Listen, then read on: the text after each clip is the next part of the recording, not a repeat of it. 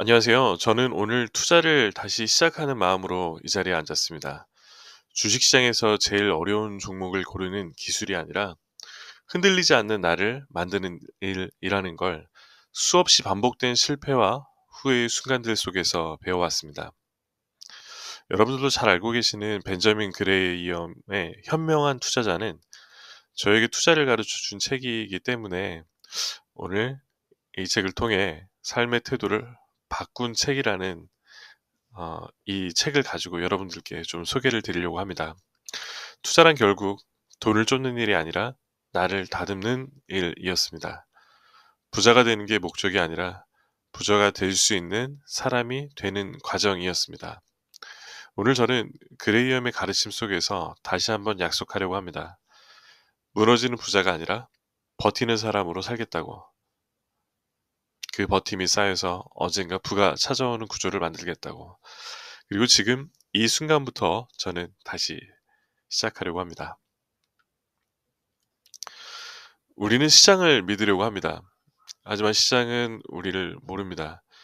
제가 오늘 힘들다고 시장은 제 손을 잡아주지 않습니다. 제가 간절히 바라더라도 시장은 저를 배려해서 올라주지 않습니다. 그래서 저는 깨달았습니다.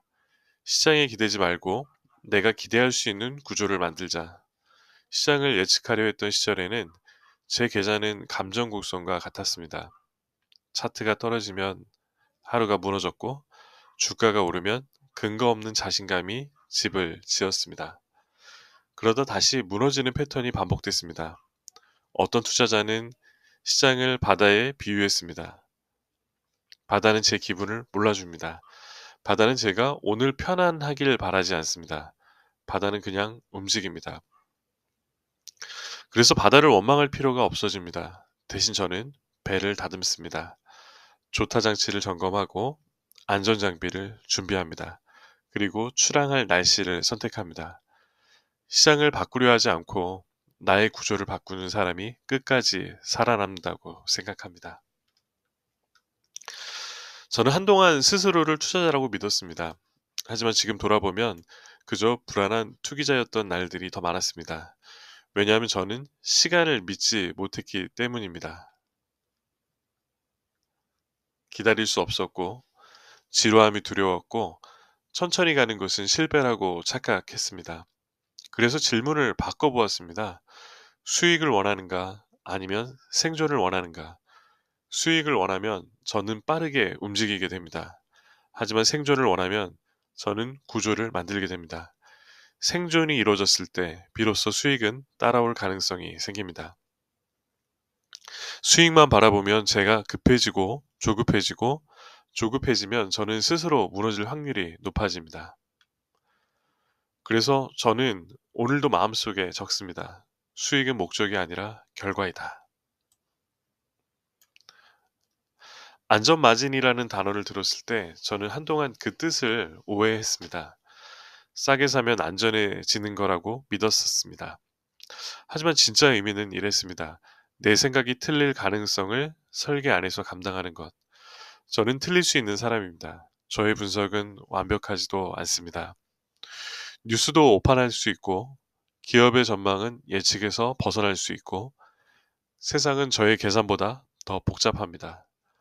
그래서 저는 100의 가치를 가진 기업이라면 60 이하에서 삽니다. 싸서가 아니라 제가 틀려도 살아남기 위해서 저는 안전마진을 이렇게 다시 정의해 봅니다. 오류를 허용하는 배려, 나에게 주는 배려, 계좌에게 주는 배려, 미래에게 주는 배려. 시장이 떨어졌을 때 저는 불안해졌습니다. 오르는 종목을 가진 사람들의 자랑이 들어올 때 저는 초라해졌습니다. 하지만 감정은 정보가 아닙니다. 그리고 감정은 지표가 아닙니다. 감정을 믿기 시작하면 저는 차트를 해석하는 게 아니라 감정의 높낮이를 해석하게 됩니다. 그래서 하나의 원칙을 정했습니다. 감정이 들끓는 때는 판단하지 않는다. 판단은 조용함 속에서 이루어져야 합니다. 조용함이 없는 날은 결정도 미룹니다. 저는 더 이상 감정의 파도 위에서 균형을 잡으려 하지 않습니다. 대신 감정이 고요해질 때까지 잠시 앉아 기다립니다. 저는 이제 가격표보다 기업의 이야기를 먼저 듣습니다.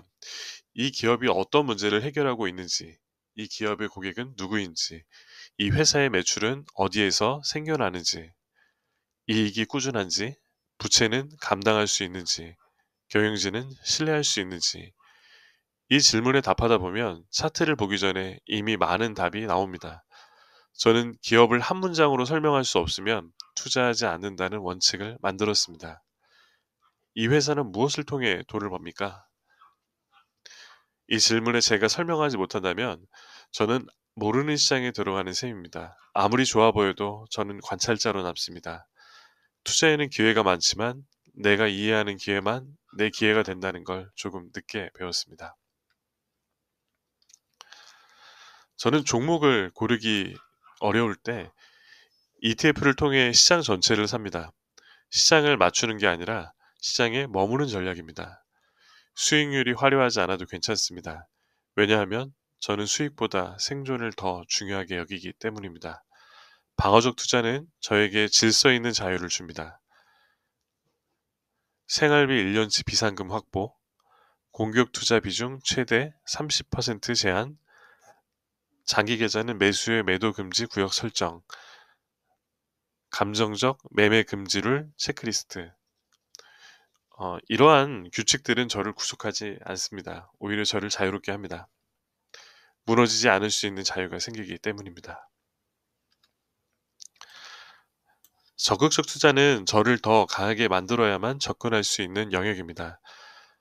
기업의 재무제표를 읽어야 하고, 기업을 비교해야 하고, 오판했을 때 눈을 감지 않고 책임질 수 있어야 합니다. 적극적 투자는 이기는 것이 아니라 틀릴 가능성까지 품는 과정입니다. 그래서 저는 말하지 않습니다. 이 종목은 오른다. 대신 이렇게 말합니다. 이 종목이 틀릴 경우 제가 감당 가능한가?